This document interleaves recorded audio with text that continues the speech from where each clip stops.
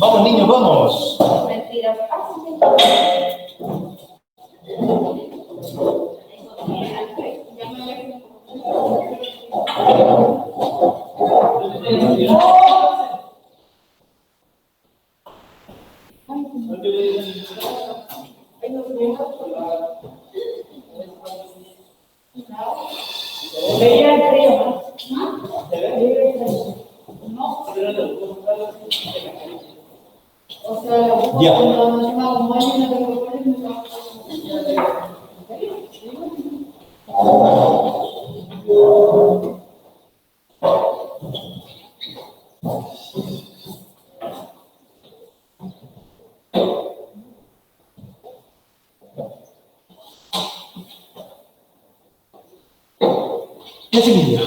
Vamos al otro párrafo.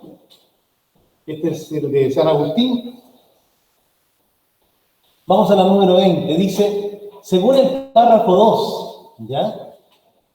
Bueno, miremoslo eso. Ahí está. Yo no sé por qué aquí se equivocaron, porque estaba fácil. Dice San Agustín, hombre de intensa vida sensual e intelectual, era un buscador insaciable. Y miren ahora, desgarrado entre las ambiciones humanas y el anhelo de una vida perfecta. O sea, por una parte, luchaba, ¿no es cierto?, contra la ambición humana o vivir una vida perfecta. Y vamos a la pregunta. Según el párrafo 2, estaba textual que luchaba entre sus ambiciones humanas, personales, ¿no es cierto?, y ser un mejor hombre, claro, una vida perfecta. Pero si uno dice, dejado llevar por la sensualidad y que solo lo vivido en un jardín lo hizo cambiar, eso en el párrafo 2 no aparece. Dice, nunca se dice que, por ejemplo, a lo mejor era dejado llevar por la sensualidad, como dice aquí, intensa vida sensual, y que solamente la vida lo escuchaba en un jardín, lo haría cambiar, dice, buscó la soledad de un jardín para estar solo, Aquí ocurriría un acontecimiento que cambiaría su vida para siempre. Pero aquí se está señalando que lo vivido en un jardín lo hizo cambiar. Se dejó llevar por la sensualidad y que solo eso lo hizo cambiar. Y no lo sabemos todavía. Eso lo va a decir el tercer párrafo. Entonces, y además estamos preguntando, ¿era un hombre? ¿Cómo es él? Mucho más que lo que a él le ocurrió. Podríamos haber dicho, bueno, era un hombre dejado llevar por la sensualidad y después, ¿no es cierto? Es decir, lo vivido en un jardín lo hizo cambiar. A ver, lo hizo buscar una vida distinta. Perfecto. Pero tendríamos que considerar el tercer párrafo. Entonces, y eso solamente nos está preguntando por cómo era él, cómo era, según el párrafo. ¿Era un hombre de qué tipo? ¿Cómo es él? Mucho más que lo que a él le sucedió, vuelvo a reiterar. Y esto, lo que lo hizo cambiar, es efectivo, pero está en el párrafo 3. Ahí está. De repente se convirtió. ¿Estamos? Entonces, vuelvo a insistir, ¿cómo lo muestra él? Cuando uno dice, él era un hombre generoso, intelectual, ambicioso, es decir, estamos definiéndolo a él. No estamos preguntando por lo que a él le ocurrió. ¿Ya? ¿Sigo?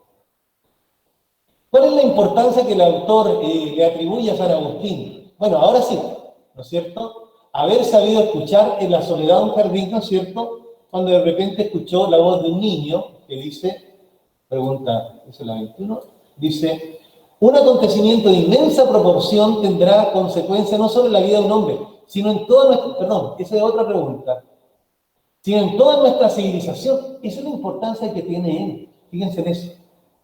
¿Cuál es la importancia? Que supo escuchar al niño, que supo darse cuenta. La importancia, a lo mejor, para él. Pero ¿cuál es la importancia que se le atribuye a él? No sé si me entienden. Cuando yo digo la importancia que él tiene, a ver, la importancia de haberme encontrado con mi amigo, esa importancia es para mí. Pero aquí él habla de la importancia para nosotros, para la humanidad. ¿Qué importancia tiene ¿qué importancia tiene O'Higgins para Chile? Ser, por ejemplo, el hombre que impulsa toda la independencia de Chile. ¿Qué importancia tiene para O'Higgins, por ejemplo, haber vivido en la hacienda de las canteras? Esa es una importancia para él. Pero que hubiera vivido en las canteras para Chile no involucra mucho. Entonces, cuidado con las preguntas. Y eso es lo que se plantea acá. Dice, un acontecimiento de inmensa proporción tendrá consecuencias, no solo en su vida, no solo en lo individual, sino en toda nuestra civilización, pues dejó enormes huellas en la historia del occidente cristiano. O sea, esa es la importancia que tuvo entonces. Volvemos a mirar la 21. ¿Cuál es la importancia que le atribuye? Haber sabido escuchar, esa fue una situación, esa fue la manera, la forma, pero eso fue lo importante para él. Para él. Pero ¿qué importancia le atribuye? Vuelvo a reiterar. En general, el que influyó en toda nuestra civilización. Por eso, reitero, la A no es la correcta, la que ustedes colocan, los que se equivocaron obviamente. Supo escuchar, correcto, supo escuchar. Pero ¿cuál es la importancia que tiene que haya sabido escuchar? Lo que sucedió para toda la civilización a partir de haber sabido escuchar. No sé si me entienden. ¿Duda? Señorita Figueroa, que la veo con cara de duda. ¿No? Ya. Reitero, chiquillos. A ver, no sé si me explico a lo mejor lo suficientemente claro. Lo que pasa es que fue importante que haya escuchado ese día en el jardín al niño que le dijo, ¿no es cierto?, lee, ¿verdad? Sí, fue importante. ¿Pero esa es la importancia que tiene para la humanidad? No. La importancia que tiene es todo lo que él hizo después. Su pensamiento, cómo lo desarrolló, cómo influyó en el pensamiento occidental. Vuelvo a insistir. A ver. Ahí está. Ese acontecimiento tendrá consecuencias enormes, no solo para él, sino para la civilización. A ver, si uno dice, ¿Qué importancia tuvo Prat en el combate naval de Iquique? La verdad es que no mucha, porque lo perdió. Finalmente murió. Pero si uno lo mira ahora, el gesto de Prat, ¿qué importancia tuvo para los chilenos? El hecho mismo de Arturo Prat saltando al abordaje no tuvo muchas consecuencias, salvo que lo mataran y que parece ser que mató a otro. Al único peruano que murió en la batalla es lo que lo mató Prat. ¿Ya? Pero el hecho de Prat, ese gesto no significó mucho en su vida, en el combate naval de Iquique. Para nosotros, ¿qué repercusión tuvo? Chuta, nos hizo pensar, si este hombre es capaz de hacer eso, nosotros también tenemos que hacer lo mismo. A partir de la valentía, de ese gesto, incluso, no sé si alguna vez yo lo he dicho con ustedes, pero hay historiadores que dicen que en ese combate naval de Iquique se ganó la guerra del Pacífico. Y uno dice, ¿pero cómo? Si la perdimos. Aparte de que la independencia, ¿no es cierto?, cayó. ¿Pero cómo? Claro, porque despertó todo el sentimiento patrio en los chilenos, un sentimiento que no existía. Y en ese minuto, cuando vieron la valentía de este hombre, saltando al abordaje, arriesgando su vida, muriendo por último, entonces todos los chilenos decidieron participar en la guerra. Hasta ese minuto no había mucho interés. Entonces, no sé si me entienden. Igual acá, no estamos hablando de la importancia para él haber sabido escuchar a Dios. Estamos hablando de lo que ese acontecimiento significó para la humanidad. Cambió todo el pensamiento. O sea, tienen que fijarse bien en la proporción de las cosas. Un acontecimiento pequeño, pero tiene una tremenda repercusión para la humanidad. Entonces estamos hablando de eso. Cambia todo en nuestra civilización. ¿Ya? Me refiero a la Biblia. Perdón, sí, a la Biblia. Luego, ahí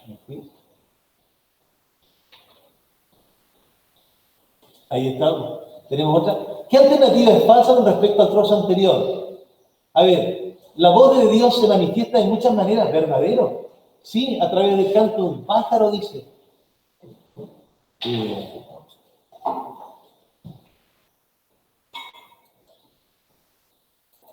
Ahí lo dice.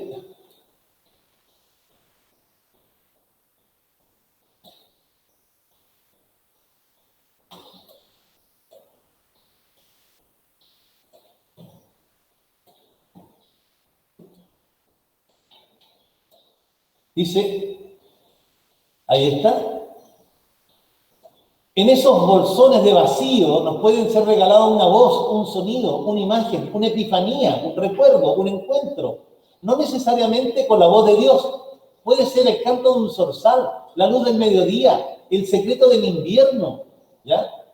Entonces, no se puede escuchar, perdón, la voz de Dios se manifiesta de muchas maneras, claro. A él se le manifestó en el canto, ¿no es cierto?, del niño, de esa canción que escuchó. ¿Ya? Y el libro que tenía él entre tus manos. Entonces, vuelvo a reiterar que eso es verdadero. No se puede escuchar si no se está solo, sin escuchar el bullicio del ajetreo diario. Claro, por eso es que preguntan el 6. ¿Hubiera podido escuchar la voz de ese niño si hubiese estado con el WhatsApp, por ejemplo, como hoy en día? ¿Ya? Hay que escuchar el mundo, leerlo de otra manera, como lo hizo San Agustín bajo Higuera. ¿Ya? Por lo tanto, vuelvo a reiterar, ¿cuál es falsa? Siempre en la soledad podremos escuchar la sabiduría. A lo mejor no. Él ni siquiera habla de la sabiduría, él habla de Dios. Podemos escuchar a Dios en la soledad, no habla de sabiduría. Por eso era falsa.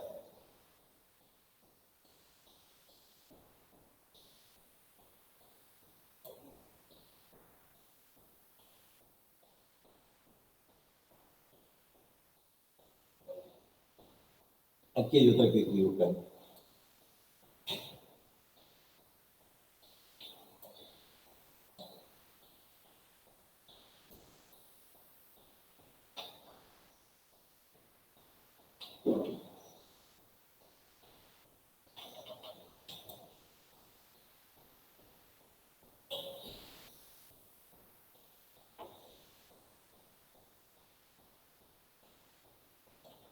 Ahí. Yo tengo una antes. ¿Ya? La 17.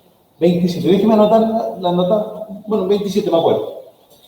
Como ya la tengo por ahí, me costó bastante llegar a ella y no cambiar al tiro la página.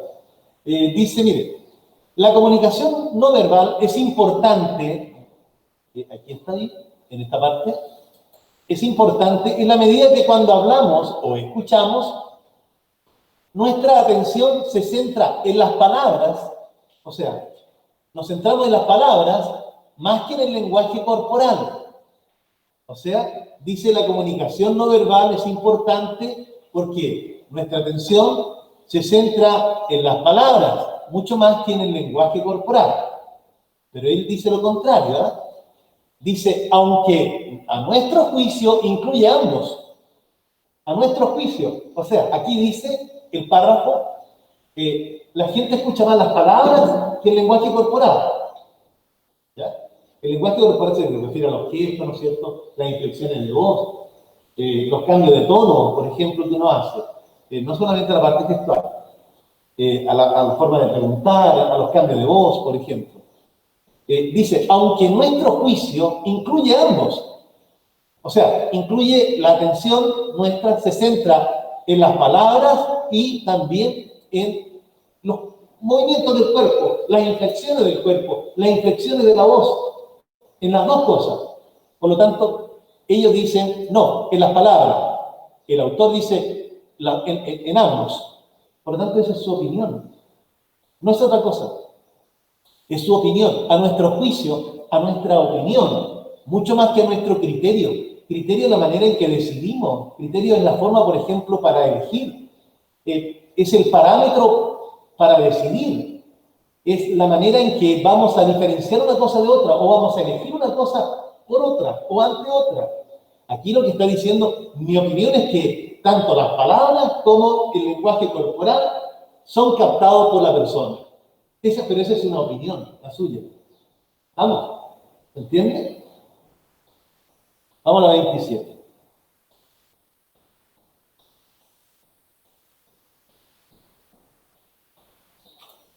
Ya.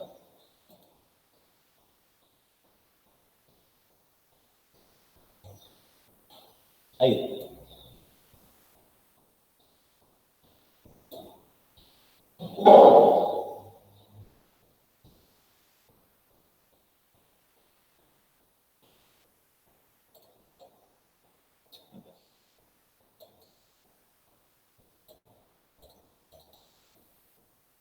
Ya. Ahí está, dice, algunas leyendas que vienen de Homero, otras vienen de Tesias, que vivió en Persia, y cuyas obras pérsicas e índicas son colecciones de cuentos maravillosos, con animales exóticos, seres monstruosos, etcétera, etcétera, ¿ya? Por lo tanto, cuando hablamos, ¿cuál fue lo que usted, perdón? Claro, lo que pasa es que cuando hablamos de exótico, siempre es lo que es raro, lo que es extravagante, es diferente.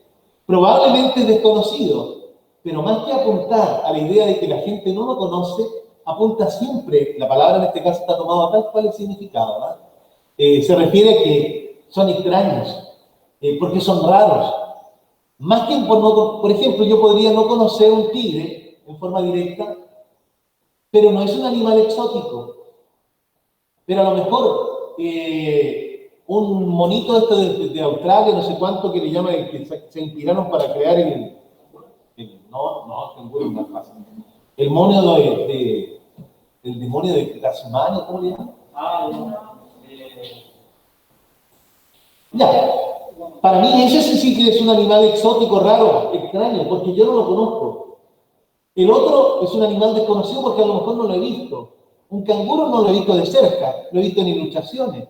Puede ser desconocido tal vez para alguien, pero cuando digo raro, extraño, estoy diciendo no solo que no lo conoce, sino que las características de ese animal son también una mezcla que no es habitual.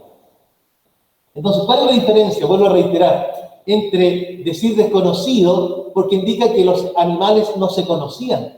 En realidad, cuando dicen, por ejemplo, cuando se habla de un dragón, voy a colocar ese caso. Ese es un dragón, ese es un animal desconocido, nosotros lo conocemos. Hemos visto un dragón, pero es un animal raro, exótico, sí. No es desconocido, pero tal vez sea raro, porque es un tremendo monstruo, ¿no es cierto?, que puede elevarse, echar fuego por la nariz, qué sé yo, y elevarse y volar para un lado y otro. Ese es un animal raro, extraño, exótico, ¿ya? Por lo tanto, cada vez que hablamos de extravagante, también estamos hablando de lo raro, de lo que no es habitual, de lo que está fuera de lo normal, ¿ya? De hecho, me imagino que todos saben que los dragones no existen, ¿ya? Entonces, eso es un animal extravagante, raro, exótico. ¿Por qué? Porque no existen las características como por ejemplo un elefante que vuela. No me digan, ¿y cómo Dumbo? Ya, entonces digo extravagante porque se refiere a que estos animales eran extraños para ellos, claro. No los, digamos, no los imaginaban, porque no solo no los conocían, sino que eran raros, eran difíciles de asimilar, de captar. ¿Me entiendes? ¿Me parece? Ya. ¿Hay otra?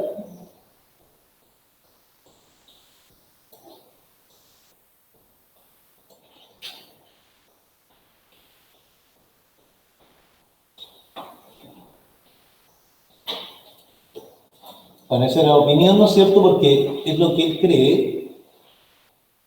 La 34 la puede. ¿Cuánto? La 34. 34. Bueno.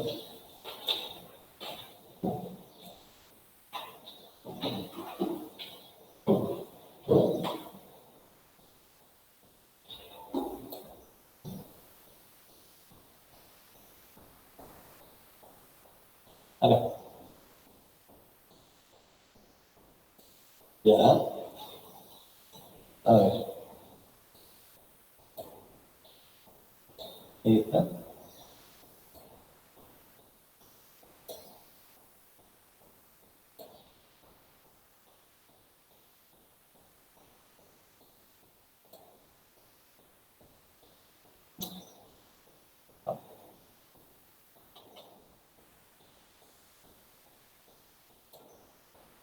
Ya.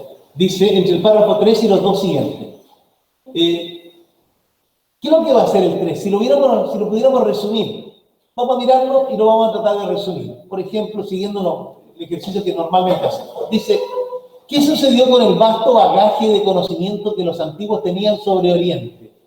Basta recordar que las tropas de Alejandro llegaron a la India y que tanto Siria como Persia fueron provincias del Imperio Romano. Al sobrevivir al rompimiento de la unidad política romana y por lo tanto la decadencia de la cultura, la mayor parte de esos conocimientos de ese conocimiento anterior, se transformó en leyendas y mitos, ¿ya? O sea, ¿cómo sucedió eso? Ese conocimiento anterior pasó a ser el mito, pasó a ser la leyenda. En general, los mitos que circularon por Europa durante la Edad Media tuvieron su origen en la antigüedad clásica, en la Biblia y en la literatura árabe, o fueron productos. Es decir, a medida que ellos, ¿no es cierto?, llegaron a otros lugares que no conocían, el conocimiento que tenían sobre esos países extraños, distintos, diferentes, lejanos, pasaron a ser mitos y leyendas que ellos, ¿no es cierto?, alimentaron sobre la base de lo que conocían antes de tener la experiencia directa. Por lo tanto, ¿cómo se originan esos mitos, esas leyendas? Como una especie de destierro, si se quiere, de las ideas que ellos tenían sobre esos países. Por eso es que dice que esos conocimientos sobre el Oriente pasaron a ser mitos que circularon por Europa durante la Edad Media y tuvieron su origen en la antigüedad, en la Biblia, en la literatura o en la imaginación del hombre de la Edad Media. ¿No es cierto? Vamos ahora. ¿Qué pasa con los dos que siguen? Hemos dicho que esos conocimientos se transformaron en mitos, ¿no es cierto? ¿Cómo fue que surgió? Algunas leyendas vienen de la tradición de Homero, otras vienen de los escritos del griego Tesias, otras que fueron recogidas, ¿no es cierto?, en la obra Pérsica India, y todas ellas son colecciones de cuentos maravillosos, con animales exóticos, seres monstruosos. O sea, si aquí me habla de los mitos, de las leyendas, aquí me está señalando concretamente una leyenda. ¿Cómo se originó? ¿Cómo se originaron algunas de ellas? Y en el quinto hace exactamente lo mismo. También las campañas de Alejandro fueron una fuente que originaron muchas historias, muchas fábulas en la India.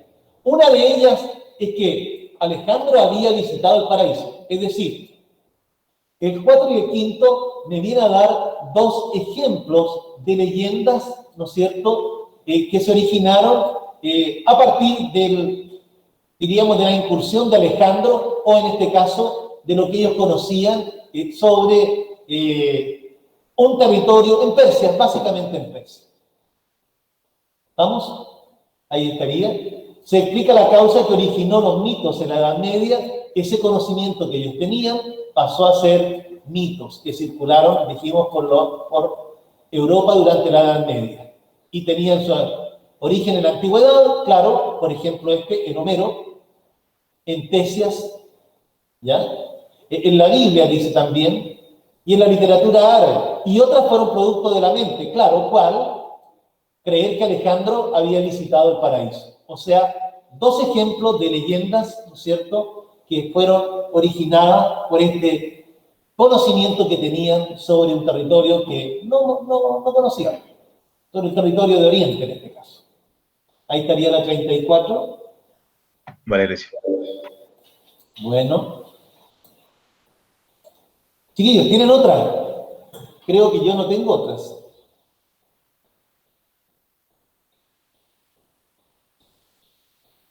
¿La otra? ¿Cuánto? 42. 42 y 49. No, 39. Ah, perdón, 39. Vamos para allá.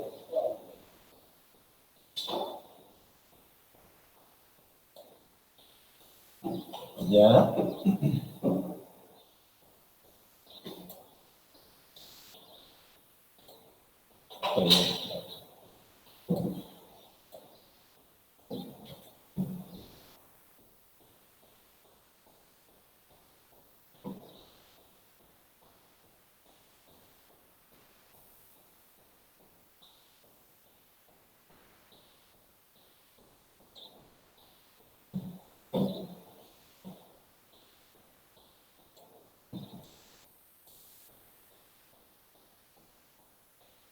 Ya. Dice, a ver, ahí está.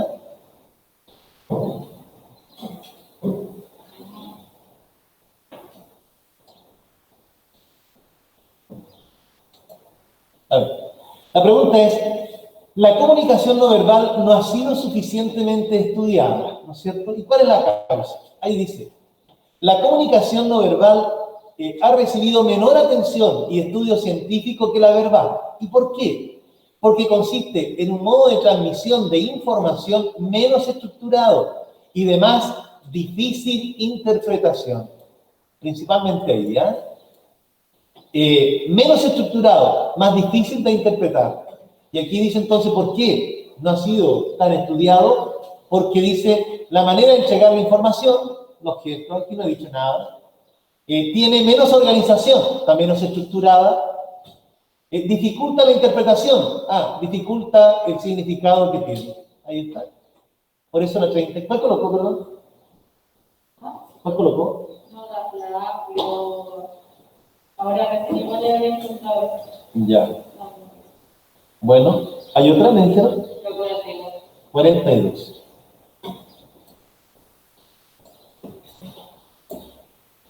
Ya. Cuidado. Darwin dice, con respecto a la comunicación no verbal, Darwin insinuó, dice en esta parte, Darwin sugirió la posibilidad de que los humanos en todos los contextos culturales tienen elementos de expresión que son comunes. O sea, lo que está señalando, voy a colocarlo aquí, es que la comunicación no verbal es común en distintos grupos humanos. En alguien que está en África, si se asusta, va a hacer el mismo gesto que un chileno que se asusta frente a alguien. Hay una comunicación no verbal. Si hay una manera de entonar, de gestualizar, de pronunciar, de exagerar algo, eso ocurre en todas partes. Por eso es que dice, Darwin sugiere, insinuó, dice aquí, ¿ya? Sugiere la posibilidad de que todos los humanos, en cualquier contexto cultural, tienen elementos de expresión que les son comunes. Más aún entre nosotros, todos, por ejemplo, vamos a, diríamos, enfatizar lo que nos interesa y a lo mejor bajar la intensidad en lo que no nos interesa tanto decir.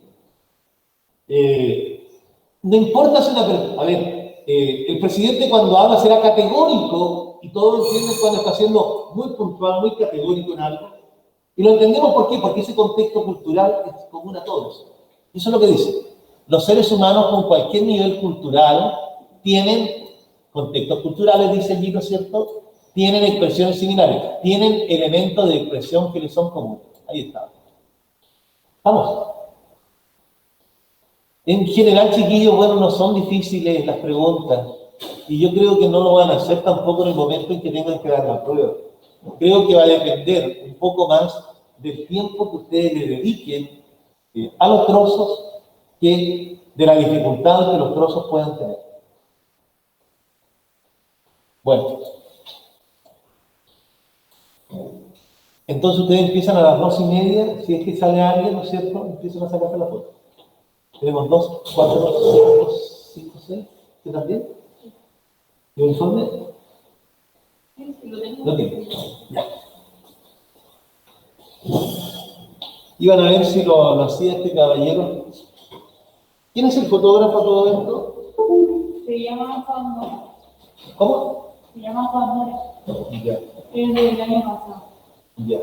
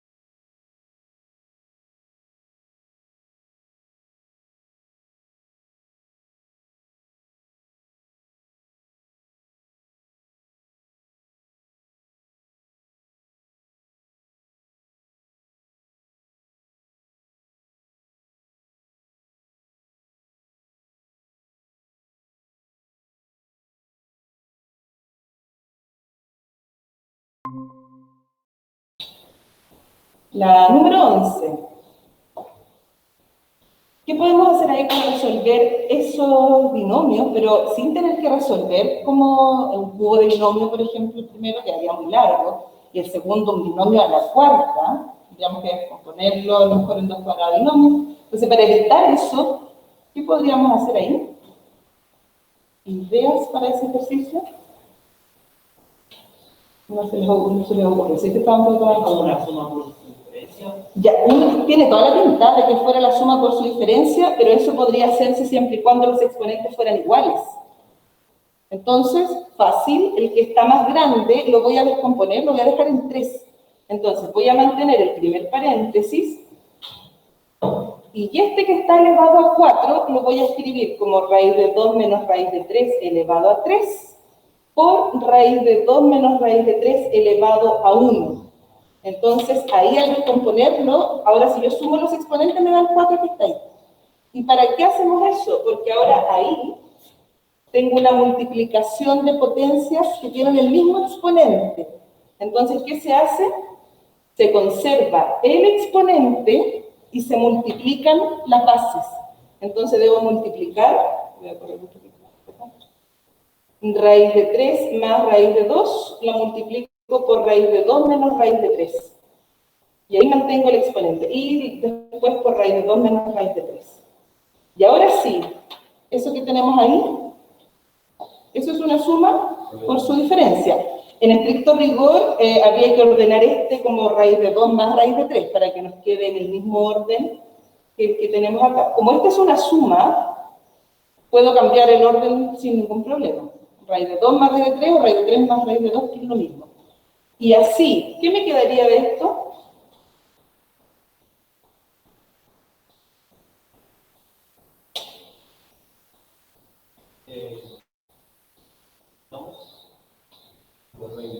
Dos menos 3, porque quedaría raíz de 2 al cuadrado, que es 2, menos raíz de 3 al cuadrado, que es 3.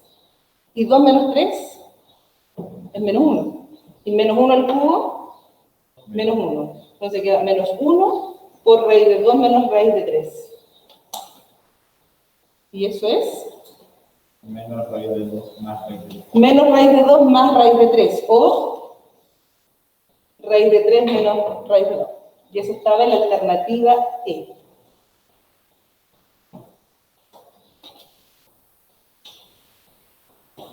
Después tengo el 12. Ahí está. Sí.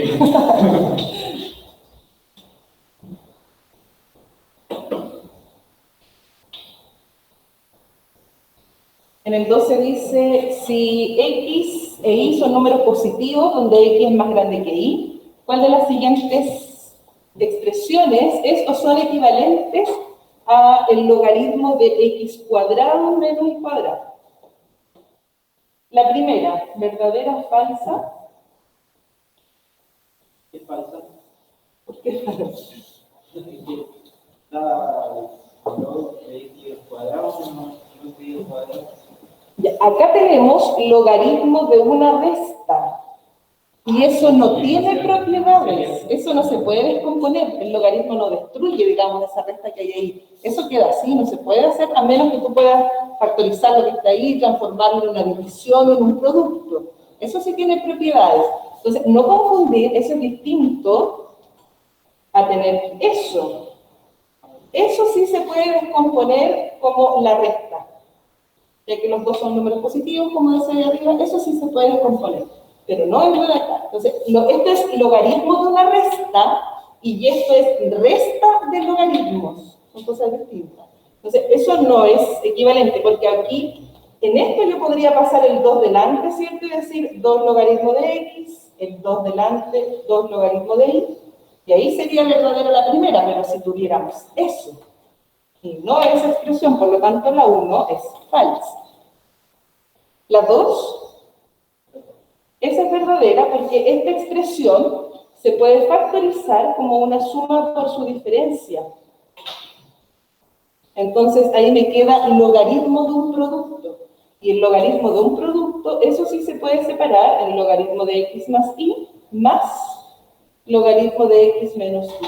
Así que La 2 correcta. ¿Y la 3? Es lo mismo que los dos. Es lo mismo que la primera, o sea, esa expresión logaritmo de x cuadrado partido de cuadrado es lo mismo así. ¿Igual? No. Esto es el logaritmo de una división, que es una resta. Eso es, esa expresión. No la división. Esto es una división de logaritmos y esto es un logaritmo de una división. Cosas distintas. Entonces no equivale, así que la 3 es falsa también. Solo 2 era correcta, alternativa buena. Tía, Casi me da mi falta. Dígame. tía, es que no se ve nada de la tercera, porque era No, no te entiendo. ¿Por qué la tercera es falsa? No entendí. Porque la propiedad dice que el logaritmo de la resta tú no puedes descomponerlo. El logaritmo de una resta no puedes separarlo en dos. Esto que está acá, ¿qué podrías hacer ahí? Un cambio de base, por ejemplo. ¿Cómo sería si yo hago un cambio de base con esto que está acá? El otro día vimos esa propiedad. ¿Se acuerda? Eso sería, ese logaritmo Paco. Cuando hacemos cambio de base, tú puedes dejar el, por ejemplo, si tienes logaritmo de 2 partido logaritmo de 3, eso es lo mismo que el logaritmo en base 3 de 2. Esa es la propiedad, pero no la de la resta. Esos valores, podrías darle valores incluso a x y ahí podemos con mayor razón decir que es falso. Pero en el fondo, lo que aparece aquí no es equivalente a lo de arriba porque simplemente propiedades para la resta no hay. Gracias. Ya. Ok. Yo tengo acá después el 13, también de logaritmo.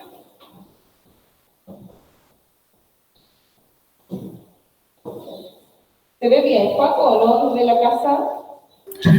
No, tía, es que se ve hasta equivalente hacia abajo. Por eso no se veía en el 3. ¿Hasta dónde alcanzas a ver tú? Hasta equivalente y la S hacia abajo. Equivalente y la S hacia abajo. Hasta equivalente y ahí. Sí, desde ahí hacia abajo. No, súper poco. Ah, pero tú estás en tu celu o no, Paco? ¿Cómo, tía? ¿Estás con celular? No, desde el computador. Ah, ya, porque en el celu se ve más chico igual. Ya, lo puedes decir la 13.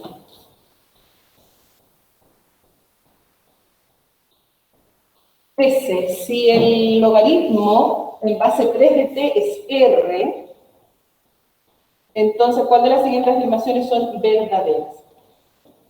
La primera, si t está entre 0 y 1, entonces r es negativo. Es decir, el logaritmo de eso sería negativo. Por ejemplo, en este caso, un tercio mejor, ¿cierto? Ya que la base es 3. Ya, eso sería como para comprobar en un solo caso. Logaritmo en base 3 de un tercio, ¿cuánto es eso? Menos 1. Porque si yo le pregunto 3 elevado a cuánto me da un tercio, tiene que ser elevado a menos 1. Por lo tanto, ahí yo tengo un ejemplo en que podría ser negativo. Ahora, ¿por qué siempre pasa eso? Recuerden que aquí dijimos el otro día, yo les recordé la propiedad, cuando la base es menor que 1, pero el argumento es mayor a 1, el resultado del logaritmo siempre va a ser negativo. O al revés. Entonces, yo aquí voy a recordar la propiedad. El logaritmo de a en base b va a ser negativo si y solo si. Sí y solo si, por ejemplo, el a es un número mayor a 1 y el b es menor a 1, o al revés. El a es menor a 1 y el b es mayor a 1. En esas dos situaciones se va a dar que los resultados del logaritmo es negativo. Entonces, aquí, ¿qué teníamos? La base es mayor a 1, es 3, y el argumento dice acá que está entre 0 y 1. Entonces, en ese caso siempre va a dar negativo. Por ejemplo, como decía Camilo, cuando t fuera un tercio. Ahí se da que es menor a 1. Aquí cuando digo menor a 1, por supuesto estoy pensando en mayor que 0. No podría ser negativo. Mayor a 0, pero menor que 1. Entonces la primera es correcta. La segunda, si R es mayor a 1, o sea, el resultado del logaritmo es mayor a 1, entonces T es mayor a 3. ¿Verdadero o falso?